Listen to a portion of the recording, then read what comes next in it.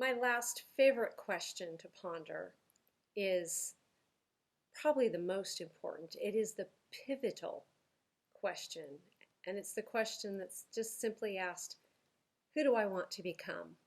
Or who am I becoming?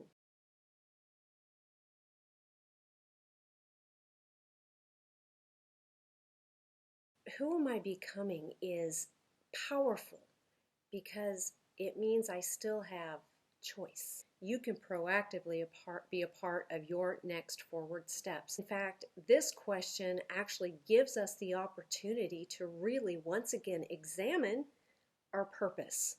We have the opportunity to choose. Thomas Paine in 1776 said, we have the ability to create this world over again. Little paraphrase. We have it in our power to begin the world again, is the way he said it. It was actually his way of really sparking the beginning of the American Revolution. He wrote it in January of 1776, just before the colonies declared our Declaration of Independence. And it was a call to action. And so, who am I becoming is a call to action. It's an opportunity for us to kind of look around ourselves and say, wow, what is my relevance? What is my purpose? You know, if you can smile at someone, if you still have a listening ear, if you can just give a kind word, then you have absolute relevance until your last breath on earth. You know why? Because you have the opportunity to still make an impact in someone else's life, a positive impact. We all are influencers. I wrote a program years ago called Life, L-I-F-E. You know, leadership is for everyone. I would stand in the top of the classroom and I would say, leadership is for everyone. That's life. And then I would ask the question to the students, all right, now how many of you are leaders? And like 3 hands would go up out of 30. And I'd say, wait a minute, I just gave you the answer to that question. Leadership is for everyone. Took them a while to catch on, but leadership is influence, and if we can influence someone's life, then we've been a leader. The question isn't if, it is how. Was I positive? Was I negative? What was their experience in my presence? How did I influence them? Who am I becoming? I'll tell a personal story on myself. Years ago, I found myself just being a chronic complainer. Okay, I'm not completely healed of that yet. I still complain a lot. But I recognized something in me. I was so sick of hearing myself complain that I knew everyone around me, especially my poor husband, had to have been completely sick and tired of it. So I knew in order to replace that old habit, I was going to have to exchange it for a new habit. So I thought to myself, all right, what can I do to get rid of my constant complaining? And I thought, okay, I am going to become an encourager. That's who I wanted to become. That's how I wanted to be seen. That's how I wanted people to experience who I was. And here was my task each day. Find an individual to say something complimentary or kind or encouraging to once a day. Baby steps. That's how I started out. And it was hard. I just am honest with you. It was hard to do that because it meant swallowing my pride, but I found myself doing it more often and more often. And pretty soon I was saying something to people in the checkout line about what a beautiful color that was on them, or what beautiful children, or whatever. Just looking for ways to bring that extra little moment of encouragement in someone's life. This is true. True story. This really happened to me. 5 years later, I was director of sales for a resort. We worked with a partnering organization, and one of their sales managers came to me and said, can I have lunch with you? And I, okay, sure. Why do we want to have lunch together? She said, I just find you to be the most encouraging person that I've ever met. I did one of these. I'm not kidding you.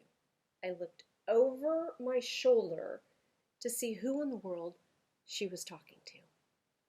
She was talking to me. Somewhere in that time frame, putting into practice wanting to purposefully become an encourager, it happened. I still complain.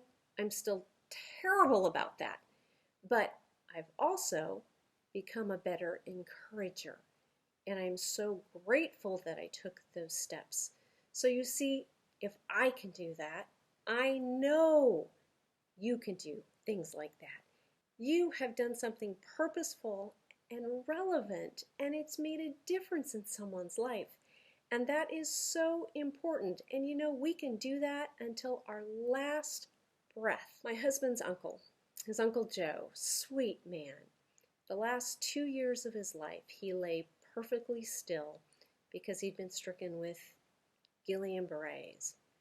And all he could do was move his eyeballs. And he was able to communicate with his caregiver, who then taught his wife how they were learning to communicate through his blinking of his eyes. Couldn't move a muscle, but they could communicate. And every day his wife would go and sit with him, and he would say to her, "God is good." That was his belief. That was his values. Those were his principles. And still on that bed, his mission in life, his impact in life, his purpose in life was to let his family know his belief, his values, his purpose, that he was never going to give up hope.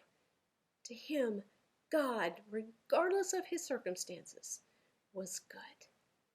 I don't want to lecture. I just want to encourage you today. I want you to know that you have been and you still are and continue to be relevant in your world, your community, the people who surround you, the people who you love and those who love you. And I want you to know that you can be mindful to experience life on purpose. We can offer this guidance and teaching and comfort and encouragement. We can even entertain with our stories future generations, current generations. It's our legacy. This is what we have to pay forward. It's who we are. It's how we are known, and it's who we still can become. Ralph Waldo Emerson said, "Our chief want is someone who will inspire us to be who we know we could be." And I hope today that I have given you that little hint of inspiration. I'm also going to give you a little bit of homework. Write a list. I call it the can-do list. In fact, I even go a little further. I call it a can-do BAM, B-A-M list. And B stands for behaviors, A stands for attitudes, and M stands for motivations. And so my challenge to you is to consider your behaviors, your attitudes, your motivations, and then write your can-do list of the things that you know you can do in your behaviors, your attitudes, and your motivations that will make a positive influence on the people around you. If you can still read a book, then you can read to someone else. I know it seems simple, but to that other person, it might mean the world. If you smile, it might seem simple, but to that other person, it could be everything that day. They just needed that kind look.